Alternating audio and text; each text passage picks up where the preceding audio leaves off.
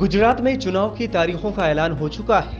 यहां 1 और 5 दिसंबर को 2 चरणों में मतदान है। सत्ताधारी बीजेपी हो चाहे कांग्रेस या फिर आम आदमी पार्टी, तमाम राजनीतिक दल अपनी तैयारियों को अंतिम रूप देने में जुटे हैं। भारतीय जनता पार्टी के लिए इस चुनाव में सबसे बड़ा चेहरा पीएम नरेंद्र मोदी और गृह मंत्री अमित शाह बने हुए हैं। चुनाव इन्हीं चेहरों के सहारे और आश्रय लड़ने और जीतने की तैयारी है।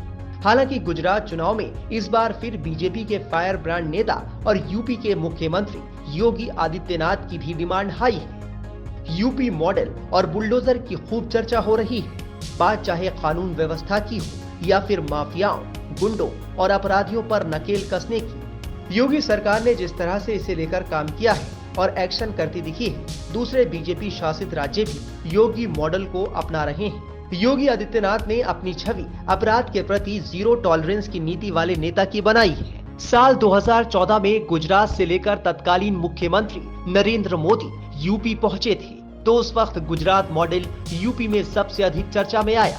गुजरात मॉडल को यूपी के हर गांव और शहर के अंतिम व्यक्ति तक पहुंचाने का पूरा इंतजाम किया गया।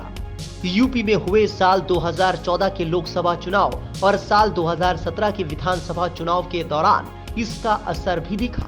यूपी में साल 2017 में योगी सरकार बनने के बाद से हालात बदले तो समीकरण भी बदलते दिख रहे हैं। यूपी चुनाव में भारी सफलता के बाद सीएम योगी डिमांड में है। उनका बुलडोजर मॉडल भी, यूपी मॉडल भी। गुजरात के रण में योगी आदित्यनाथ की मांग बढ़ने का कारण उनका ट्रैक रिकॉर्ड है। सीएम योगी ने साल 2017 के विधानसभा चुनाव के दौरान गुजरात के 29 जिलों का दौरा किया था। 35 विधानसभा सीटों को कवर किया था। इन सीटों पर पार्टी के उम्मीदवारों के पक्ष में वोट मांगे थे। इसमें से 20 सीटों पर भारतीय जनता पार्टी के उम्मीदवारों को जीत मिली। इस जीत के रिकॉर्ड में सीएम योगी की डिमांड इस बार गुजरात चुनाव में बढ़ा दी है। Times now of Bharat digital की रिपोर्ट।